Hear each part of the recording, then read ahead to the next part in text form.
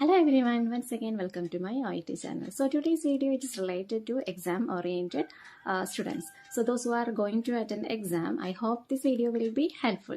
So first I will start with the writing. So when you are going to write the letter, just keep three things in your mind. So I want to tell you four things. The first three things are related to present medical paragraph. So there are some different types of questions in this 2022, and this is going to be a twisting questions. So almost you will get some confusion somewhere when you are writing the present medical paragraph. One question, it is related to multiple cases. If you have multiple cases, like two cases, example like Parkinson disease and depression, so it is sometimes it may be related, sometimes these questions or conditions may be irrelated. Something it's happened before the admission, something may happen it's during the hospitalization, whatever. If you have two cases, not that two diagnoses, if you are to write it in introduction, keep it in your mind. Make two paragraphs in present medical paragraph. That medical paragraph can be divided into two. In the first paragraph, you can mention about one disease condition and the cause, how it happened, and what is the management you have given, and what is the current situation.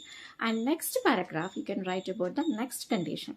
And in that second paragraph, at the end, you can just give a sum. What is the overall status of the patient?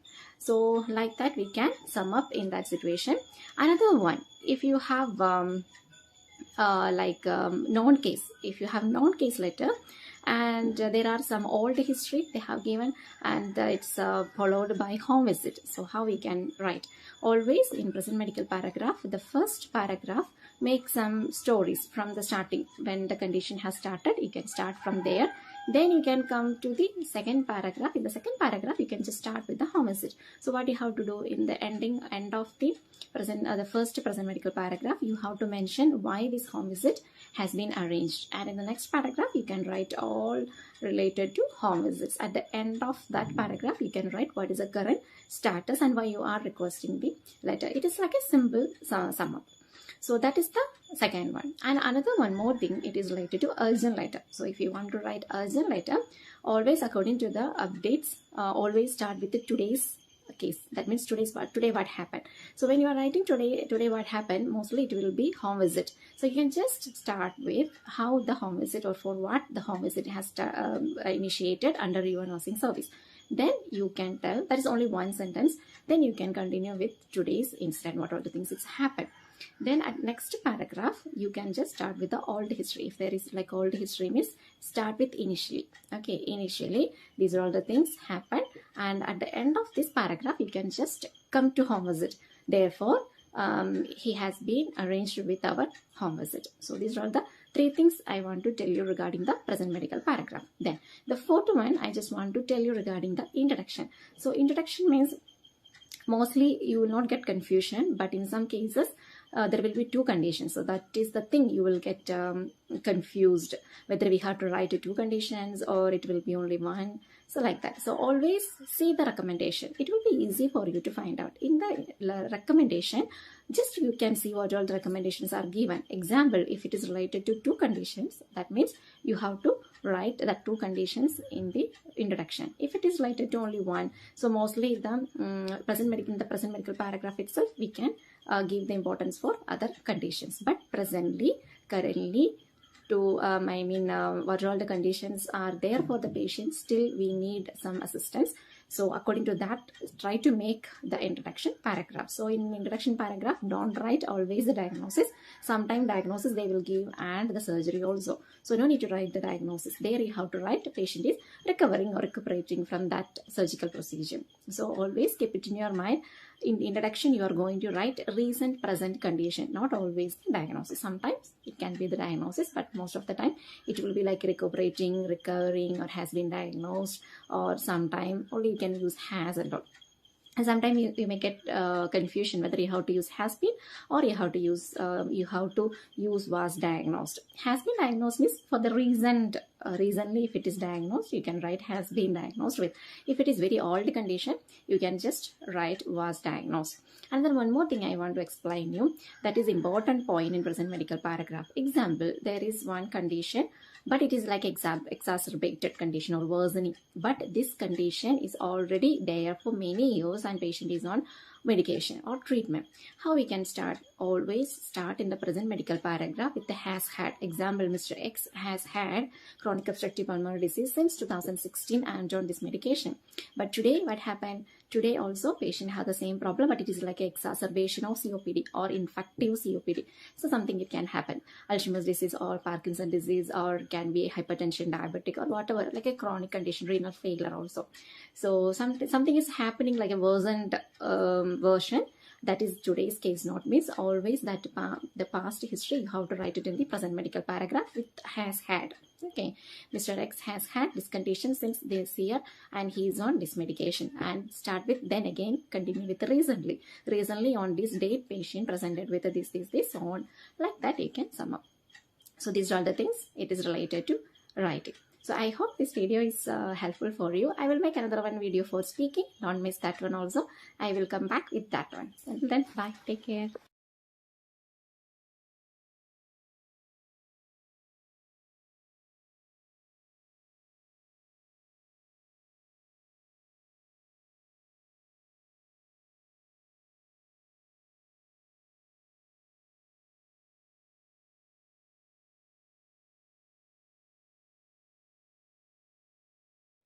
Hello everyone, once again welcome to my Oet channel. So today's video it is regarding Oet speaking. So how you have to prepare your mind for the exam.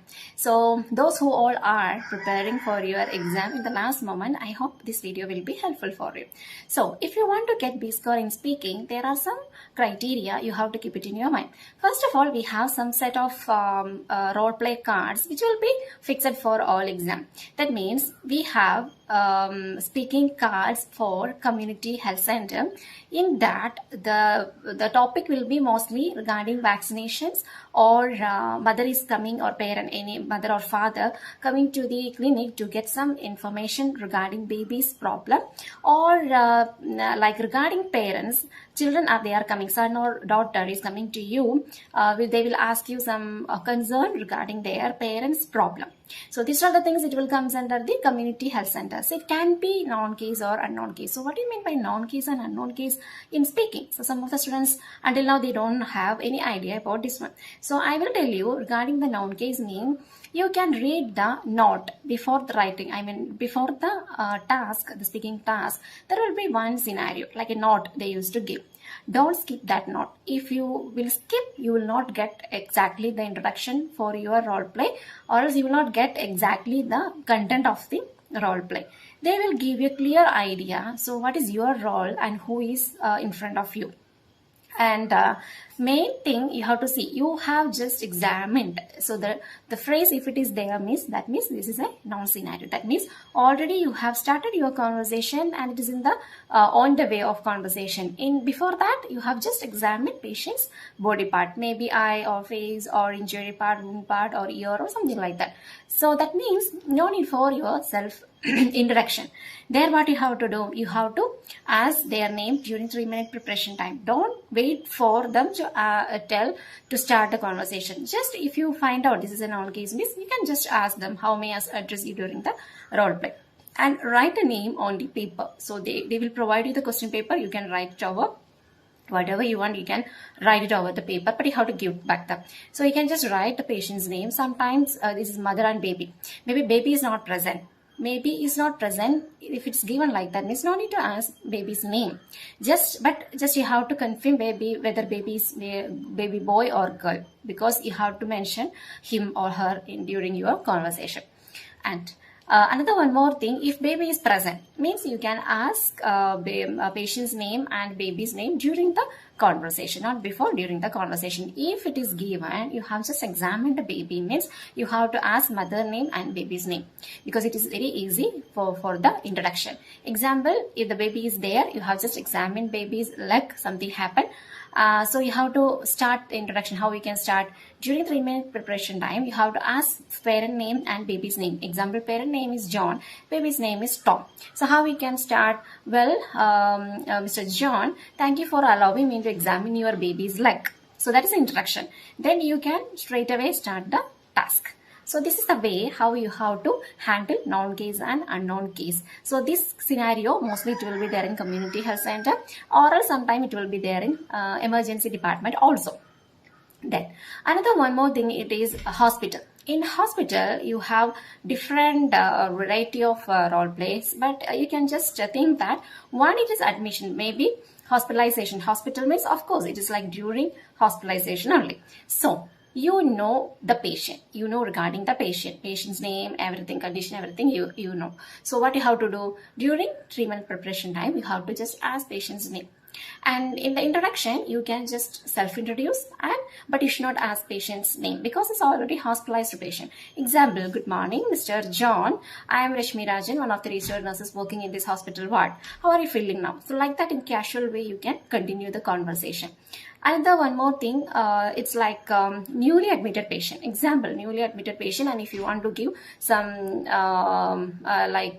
if you want to give injection or something like invasive procedure, means you need to confirm whether this is the patient from your prescription chart or something. So what you can ask for the confirmation purpose, may I ask your full name and age or date of birth, something like that you can ask, but don't ask that how may I address you or what is your name, like that. No, it should be for the confirmation purpose. May I ask you a full name, or could you please tell me your full name and date of birth or age or something like that we can ask. So mostly hospitalization you will get, especially for discharge discussion.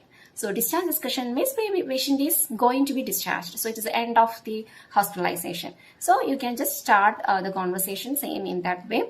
And in this conversation, at the end of the conversation, how you can conclude means you can ask, do you have any concern? So if patient is telling that, I know I don't have any concerns, sister, everything is clear. Then you can tell, yes, Mr. John, I hope I have clarified all your doubts. If you don't have any other clarifications, may I proceed with your discharge process? So that is our conclusion. No need to tell, if you need anything, please press the bell or buzzer. No need there, because this is discharge. Next, you are going to discharge the patient. But if it is the not discharge, it is like a normal scenario, means you can end up in it that well, Mr. John, thank you for not thank you for something according to the role play card. The ending will be something, thank you for accepting my advices, or thank you for your informations, or you can just inform that I hope I have clarified all your doubts. If you need any assistance, please press the bell, call bell, I will come and assist you. This is for normal patient. And even in hospitalization you will get parent conversation. Parent conversation also can be two types. Baby is present, baby is not present. Baby is present inside the medical ward. Okay, it is not the clinic, hospitalization. Baby is already got admitted. You are talking to the parent. If it is baby is not present, means mother is outside or father is outside of room. So you don't know regarding the parent, whether they are parent of this patient or no, you don't know. So what you have to do during conversation, at the introduction, you have to start, if I am not wrong, is it, example, baby's name you have to ask, supposed to be asked. So what you have to do in 3-minute preparation time, you have to ask baby's name, that means your patient name. Example, baby's name is Rose. So how we can start? You don't know mother is standing outside. So you can ask like this, good morning. You can just introduce yourself. Myself, Rashmi Rajan, one of the registered nurses working in this hospital ward. If I am not wrong, is it baby Rose mother? Like that we can ask. Then mother is telling that, yes, I am. Then you can ask them, how may I address you? Then you can continue the conversation. In another scenario, baby is present and you are talking to the parent inside the ward. So that means you don't have any confusion regarding the patient. But maybe you don't know baby parent's name. So in this scenario also, you have to just ask during the 3-minute preparation time, you can just ask baby's name. Even you can ask mother name also, because it is hospitalization. Maybe you will be familiar with the mother also. So like that also, it's like optional, you can use. But if baby is not present, means you are not confirmed with the mother. So you have to ask their name during conversation only, but mother baby's name should be asked in the 3-minute preparation time. So that is another one scenario. Then another one scenario is vaccination. You may get vaccination for adult or vaccination for babies. So vaccination for babies means you are talking to the parent and you don't know regarding their histories and all. So like a normal way, you can just start talking. And adult vaccination also is like that only. There, so both in immunization there will be more concern regarding the side effects. So there you have to give more reassurance. So that is the thing. In this scenario, at the end of the conversation, the conclusion should be, if you don't have any other clarification, just you can start like this. I hope I have clarified all your doubts. Then if you don't have any other questions, may I proceed with the vaccination? So that's enough, because you are going to give the injection. No need any other conclusion. Sometimes parent will come to you just to get an idea about the vaccination. In that scenario, it's okay, fine, you can talk. You can tell like this: thank you for visiting us, and if you need any other information, please do not hesitate to contact with us. This is the contact number of our clinic. Like that you can sum up. So according to the scenario, the introduction and the conclusion will be vary. Then the totally different role play card is home visit. Home visit means, of course, there it will be like a starting. It can be two types. Either one, it will be like a newly you are going to the home. Another one scenario, it's like a known case. You have just examined a patient, like that also. So if it is unknown means, like you didn't start the conversation, means always start with the greetings. Good morning. Wait for them. Whatever the role play, just I could see that some of my students, they are doing like that only. That's why I'm just sharing with you. After greeting, stop your conversation. Good morning. Then just wait for them, the return back. They will tell you good morning. Then you can continue. The first thing should be the introduction only. Always introduce yourself, then go to the next conversation. So you can just like this: good morning. They will tell you good morning. I'm Rashmi Rajan, one of the registered nurses from your local community area. Then you can ask, if I am not wrong, is it Mr. John's house? So what you have to do during 3-minute preparation time, you have to ask patient's name in case of home visit. Okay.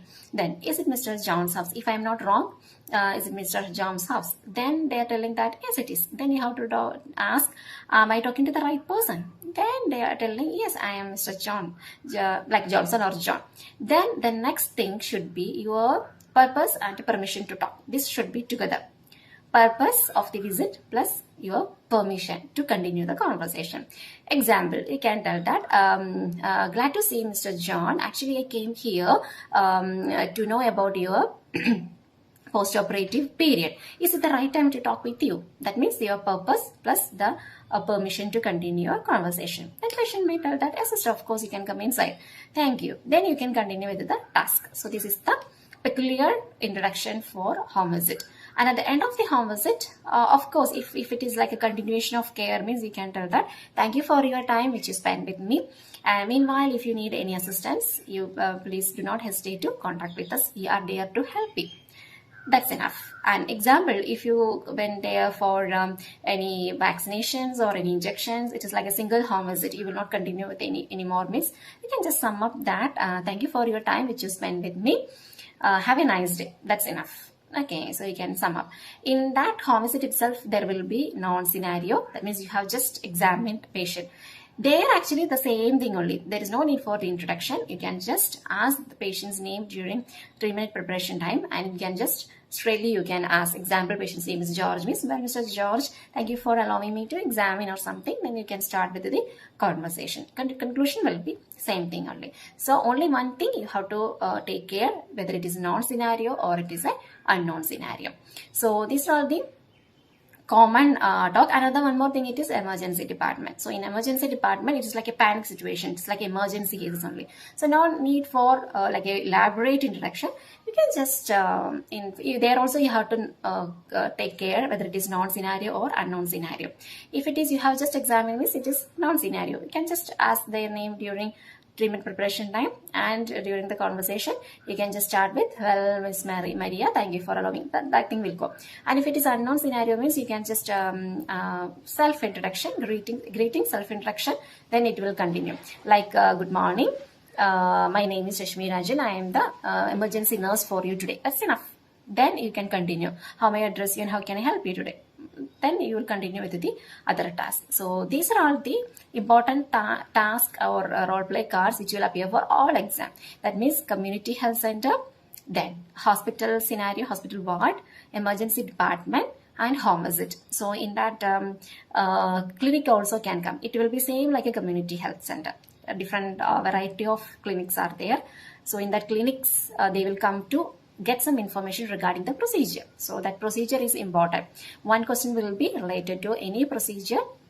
So you have to explain the procedure and the indication, contraindication, and the side effects, exactly what is the procedure involves, and aftercare, the discharge. So all these will come. In that, just keep it in your mind. There are two words, that is resist and warn. If you see these two words, keep it in your mind. Don't forget to ask, do you have any concern before that task? Okay, warn means what? You are warning not to do or don't do. These things only will come, but don't use that word. These things only you are warning to stop something, not to continue like that. Resist means once you are telling, no, I could not. So that is the meaning. In these two situations, if you didn't ask any question, means we could not complete that task. So you have to ask, do you have any concern? That patient will ask you something. Then you are giving the warning. How you have to give the warning? Don't tell that. Don't use. Okay. Don't. You should not. You should not. You never do. Not like that. In simple way, we can tell that. Mr. John, I can truly understand your concern, but really, I am not the right person to explain you regarding this one. But no need to worry, doctor will help you with that. So this is the thing for like a warning or resist. Example, resist. Example, they are asking about the pain medication. The patient is asking, sister, I am not getting any relief in my in my pain. So could you please administer me any strong painkillers? Then we can tell that, oh, I'm sorry to know that you are in severe pain, Mr. John, but really I'm sorry to inform you that I'm not the right person to prescribe any medications, but no need to worry. I will inform your doctor, let him examine you and he will prescribe the strong painkillers so I can administer you. So that is the way. Then warn means just you can tell that don't use, don't do like that. Example, you can ask something, do you have any other concern? Then patient is asking that, sister, is it okay to continue with the swimming if I have ear infection? Then we have to tell that it's not advisable. Then how we can tell, so John, I can truly understand your concern, but I am strongly recommending you to avoid swimming. Okay, it is strongly advisable and it is like highly recommended, and please try to avoid swimming. In that way we can express our warning, like it is essential for you to avoid, it is important for you to avoid, it is vital for you to avoid, it is advisable for you to avoid, or I'm strongly recommending you to avoid. These all phrases you can use for warn. That means you are warning them not to do. So don't use you are not, we can use even you are not supposed to do. That one also it's okay. But don't try to use the word don't do. You have not, these things and all, it is like a demanding sentences. So you cannot use in that OET role play. Because you can use, but if you are using, like the presentation will be demanding. So there is a less chance to get B score. So these are the scenarios will come for your exam, of course, and the first role play will be somewhat small, like home visit or a community health center or clinic or something like that. So you will get enough time. But the second role play will be some large content. You can see the task plus subtask will be there. So what you can do, during a treatment preparation time, whatever things you are asking, maybe patient name or baby's name, whatever, you can just write it on the paper. And introduction also, you have just examined. If it is written there, means just underline, don't forget, because you will prepare nicely, but when you will start your conversation, you will forget. Then again, you will start with the normal role play. So that is a thing mostly all students used to have this mistake. That's why I'm telling you to underline, no problem. You can underline that paper. If you have doubt, you can ask to the interlocutor before starting. May I use this paper? Whether they can write something over there. You can just ask them and confirm them, and you can make use. Then important thing, don't underline all things, like important things like word, explain what is the content to explain. One is what is the thing you have to earn. Resist means what is that resisting. And you can see that in second role play and all, you can have more subtask. So you will get confusion because you are maintaining eye-to-eye contact with the interlocutor. So what you can do, each important thing you can underline. Whenever you will do, once if you finish your subtask, you can just put tick mark in the side, left side, in the subtask, not in the main task also. So that it will be easy for you to confirm yourself that how many topics you have finished and how many is remaining. Sometimes your interlocutor may ask you without order.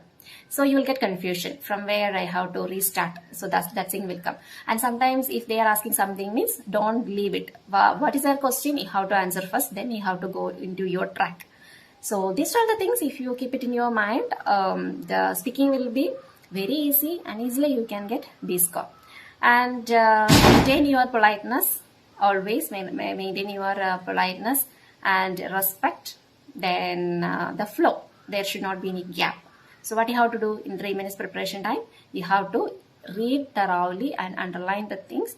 Then when you are doing the conversation, just you can put tick mark in the side which one you have finished already. Then the another important thing it is that warm-up questions. Actually, warm-up question, nothing to be worried. They will ask you maybe 4 or 5 questions. So if you want to get some questions, I will give the link in the description box. You can see, you can write and practice. And always just to try to practice by yourself or record or something. Keep it with you.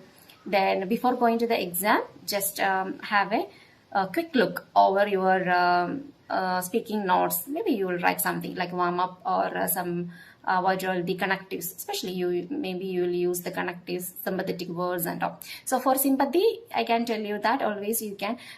So what is the problem is students, they have they know how to or what to tell in that situation, but a sound modulation will not come. So most of the students, they have these issues, but just try in that way. Example, patient is telling that sister, I have severe pain over my leg, I can't move at all. So what you have to tell as a nurse, example, patient's name is George. Oh, Mr. George, I am really sorry to hear about your pain, but no need to worry, I am here to help you. This thing, it will not be there in your role play card, but you have to tell by yourself. So this is the way how you will impress the the evaluator. So this is like a tricky only, but if you follow all these measures, it will be easy for you to get the B score.